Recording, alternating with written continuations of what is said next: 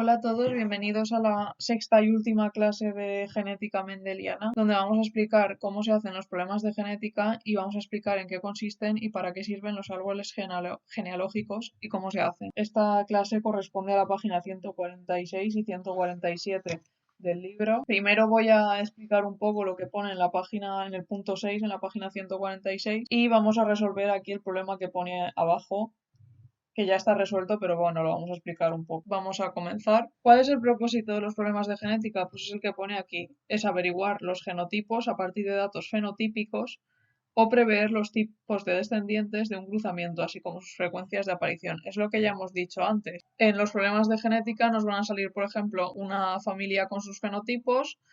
Nos dirán el tipo de herencia y tendremos que deducir los genotipos de los parentales, qué proporciones podrían aparecer en la descendencia, etcétera.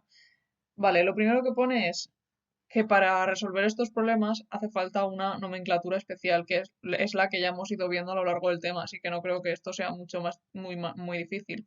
Por ejemplo, cuando leemos un problema, lo primero que tenemos que tener claro es cuál es el carácter que vamos a estudiar. Por ejemplo, si el problema nos dice una familia tal tiene los ojos claros, pues ya decimos el carácter, eso es lo primero que tenemos que poner siempre, será el color de ojos. Y después lo que tenemos que hacer es asignarle una letra. En la nomenclatura, normalmente, si son solo dos alelos, se suele emplear una letra mayúscula para el carácter dominante, como pone aquí, y una letra minúscula para el carácter recesivo. Puesto ojos, no sé por qué, pero bueno, pone ojos. Pero ¿qué pasa si tenemos más alelos?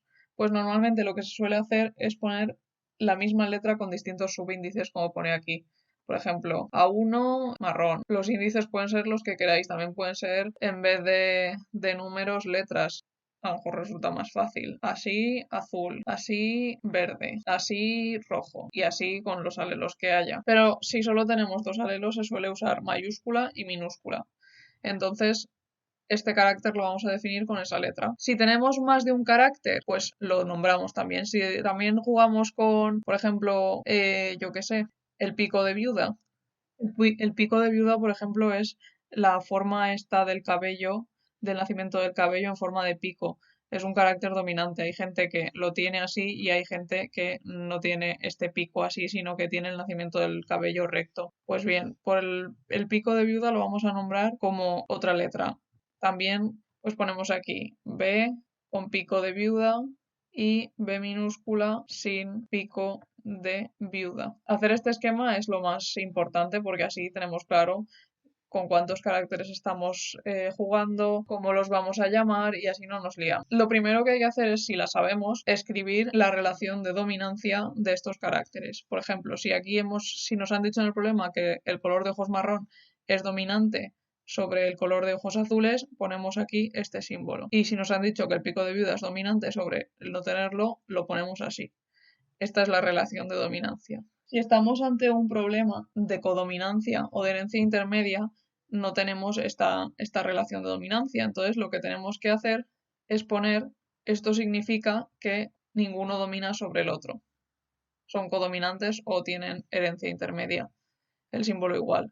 Si lo que tenemos es un problema en el cual la herencia sea ligada al sexo, ¿cómo lo vamos a representar? Tenemos que representar los cromosomas, porque así nos quedará claro qué individuo es chico, qué individuo es chica, porque aquí tendremos que expresar en la descendencia también el sexo de los descendientes. Por lo tanto, aquí el sexo también será importante, el sexo de tales, de los descendientes, por lo tanto, vamos a representar en el cruce si es hombre o mujer, pondremos XX si es mujer y si es hombre pondremos XY. Si, por ejemplo, vamos a empezar, el carácter que estamos analizando es el daltonismo, como dijimos el otro día. Nos dicen, tenemos una mujer que es portadora. Pues como vimos el otro día que portadora era que tenían uno de sus cromosomas X el gen afectado, pues aquí vamos a poner la D de daltonismo. Encima de ese cromosoma X significa que este cromosoma X tiene el gen afectado y en el otro no ponemos nada.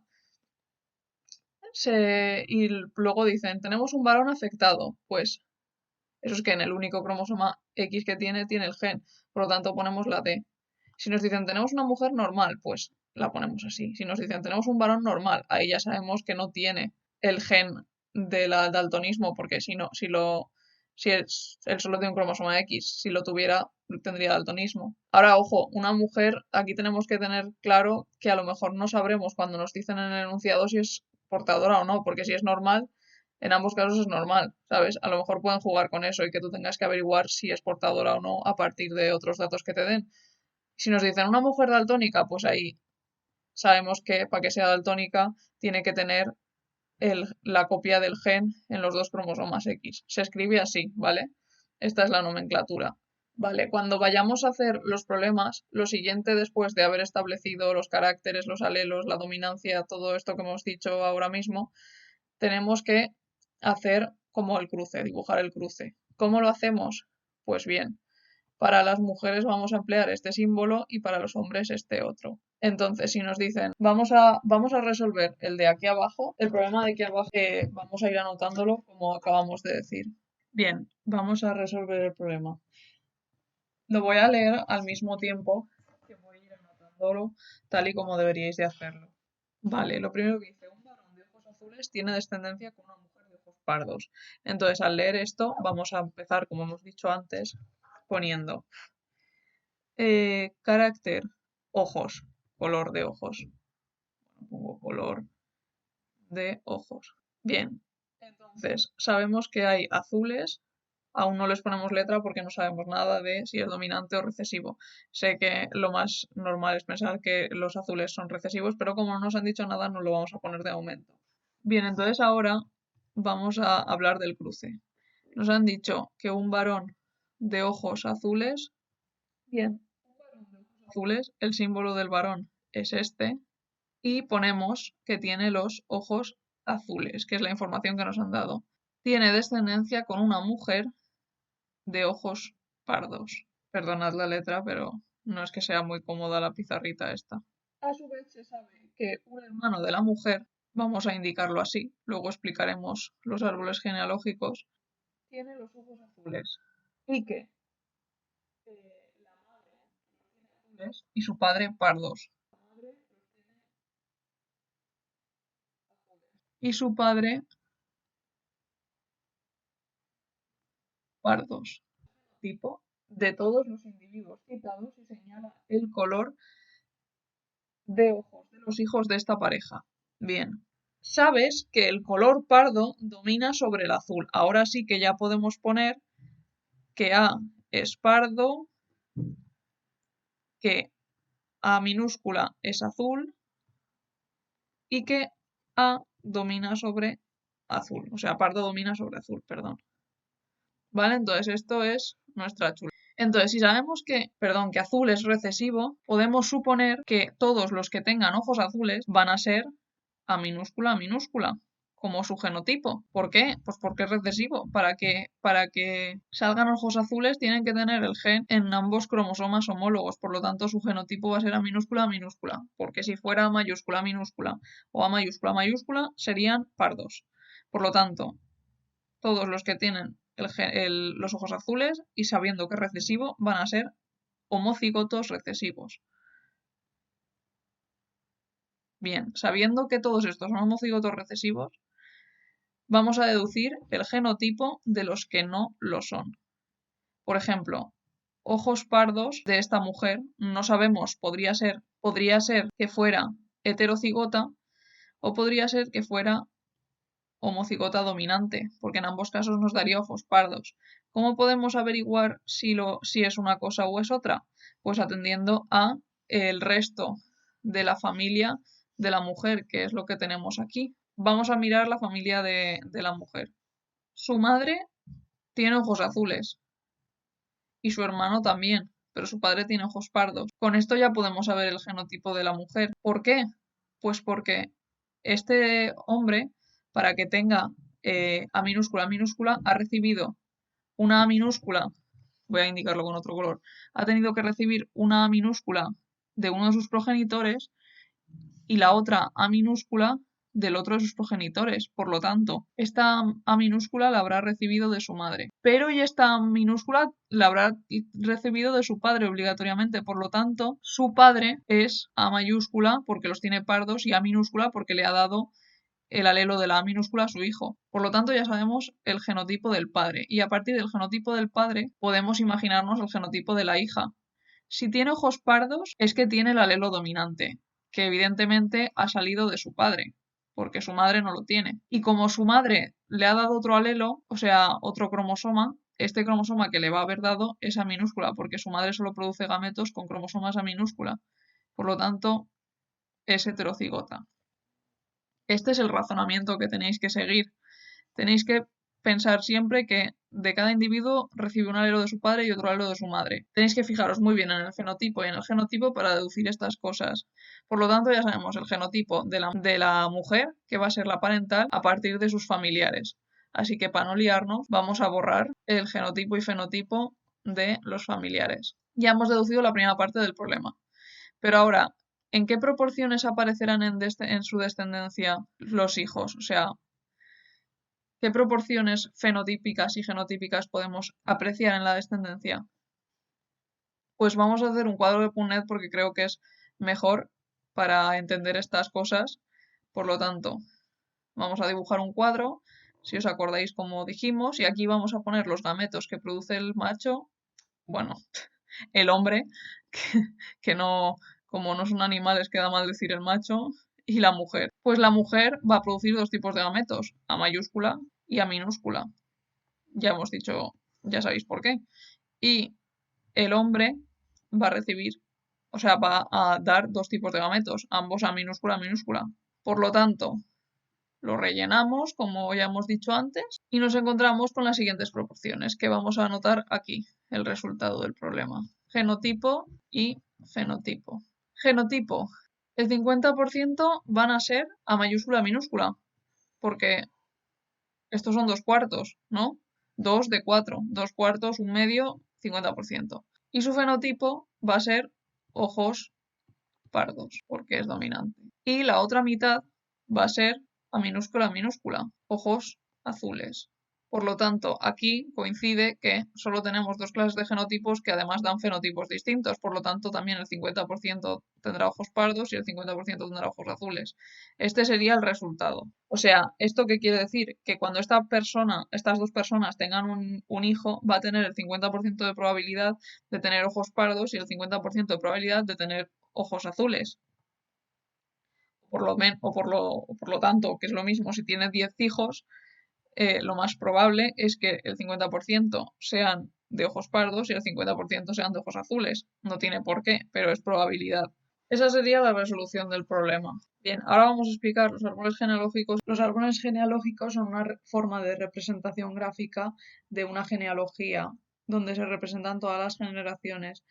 A la hora de estudiar algunos caracteres son muy útiles porque representando de esta forma todas las generaciones y si han tenido o no este carácter, etcétera, podemos ver la forma de transmisión del carácter, qué tipo de herencia es, si es dominante o recesivo, si está en cromosomas autosómicos o está en cromosomas sexuales. Por lo tanto, si es ligada al sexo, podemos ver si es codominancia, si es herencia intermedia, si son genes letales, si son, vamos, cualquier tipo de cosa, estudiando de esta forma gráfica cómo se ha distribuido el carácter en una familia, podemos sacar ciertas conclusiones de cuál es el tipo de herencia. Como bien pone aquí, permiten analizar si algunas enfermedades o rasgos físicos que aparecen con mayor o menor frecuencia en determinadas familias tienen carácter hereditario, si son más habituales en alguno de los sexos y si los alelos responsables son dominantes o recesivos. Por lo tanto, estos árboles genealógicos se emplean en el estudio de muchas enfermedades para saber si tienen una transmisión genética o no, o sea, si son causados por mutaciones en los genes o por afecciones genéticas, y también se emplean para saber si la descendencia tiene riesgo o no y en qué medida tiene riesgo de padecer estas enfermedades. Por ejemplo, hay parejas que van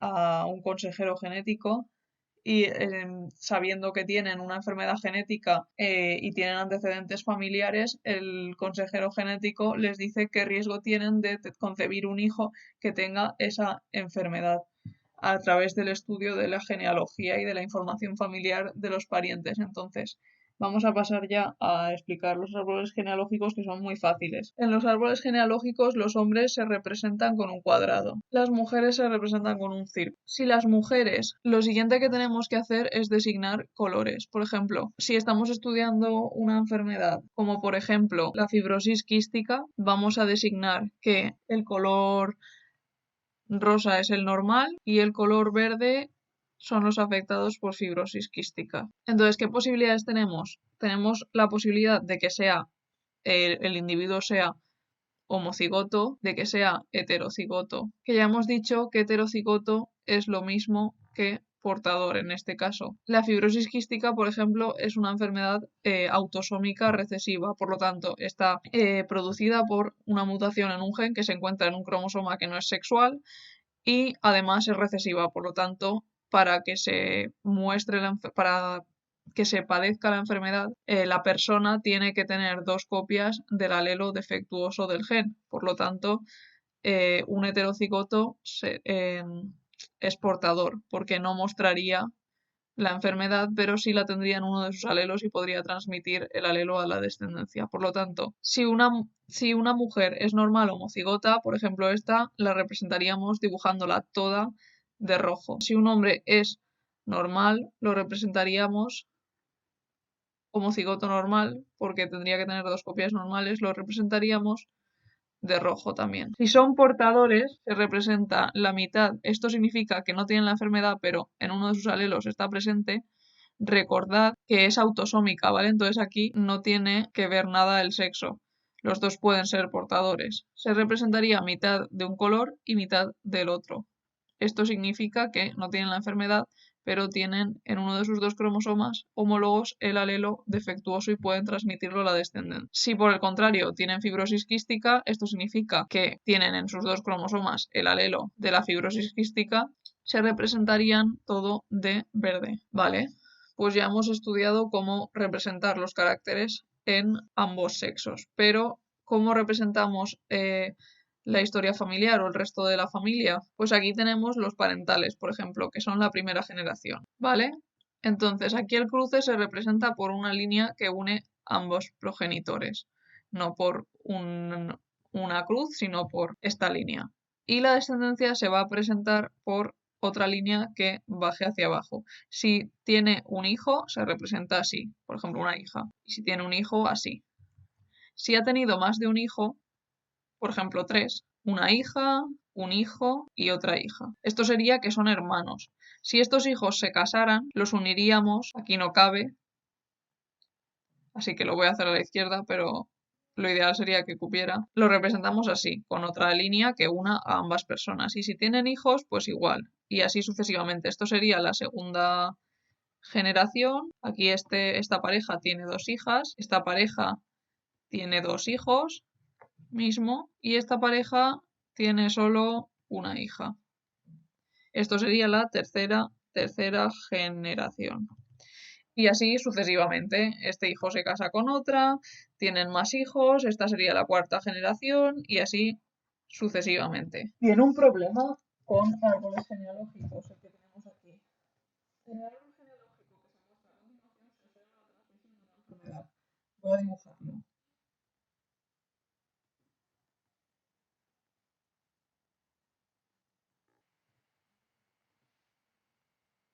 Bien, ya lo he dibujado.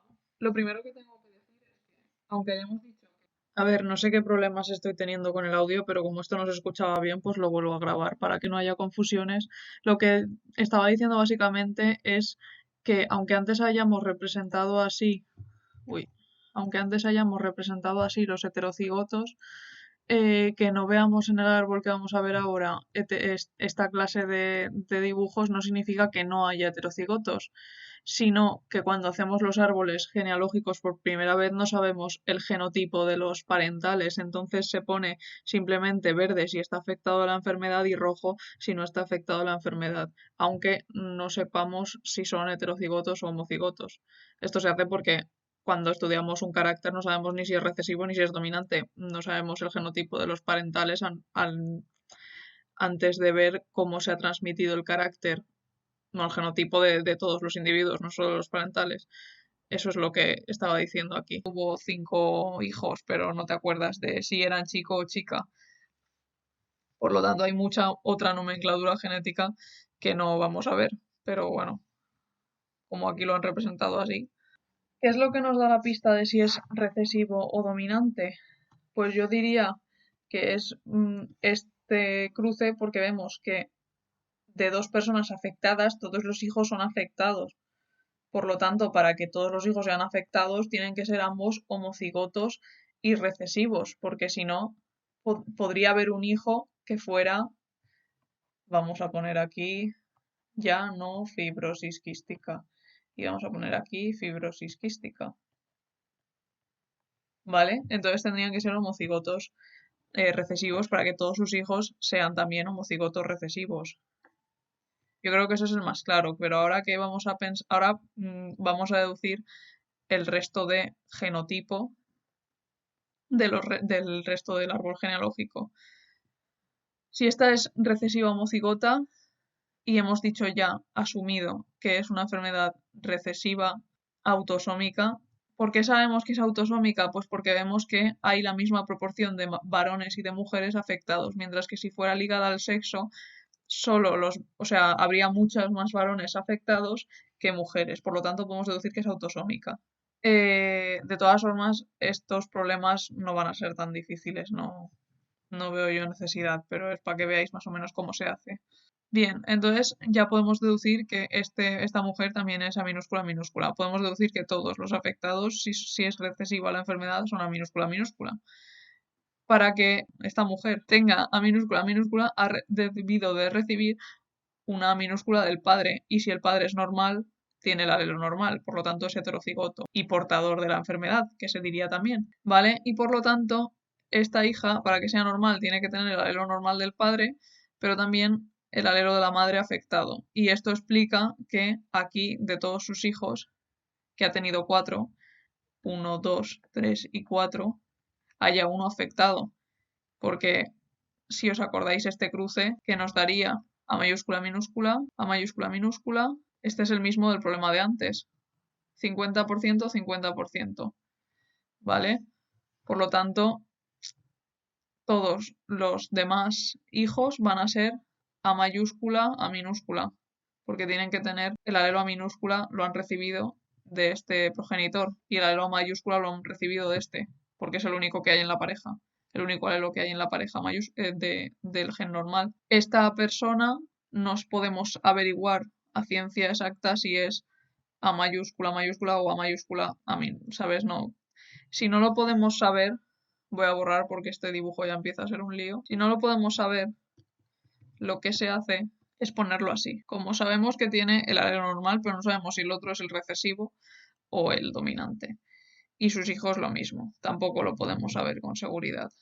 Aunque es bastante probable que este sea dominante, porque tiene 2 hijos que son también que no tienen la enfermedad. Por lo tanto, no se puede asegurar, porque luego a lo mejor tiene un tercer hijo y sí la tiene. Pero vamos, se pone así. Entonces ya tendríamos el genotipo y el fenotipo de toda la familia. Y lo hemos deducido a partir de esto. Bueno, pues esto sería todo por ahora. Gracias por ver el vídeo. Y después voy a grabar otro en el que explique algunos de los problemas de genética. Después voy a grabar otro en el que explico algunos de los problemas de herencia. Y luego os mandaré más problemas para resolver en casa. Y si tenéis cualquier duda de lo que hemos dado hasta ahora, pues la podéis preguntar en el Classroom. Y nada, esto es todo. Gracias por ver todos los vídeos.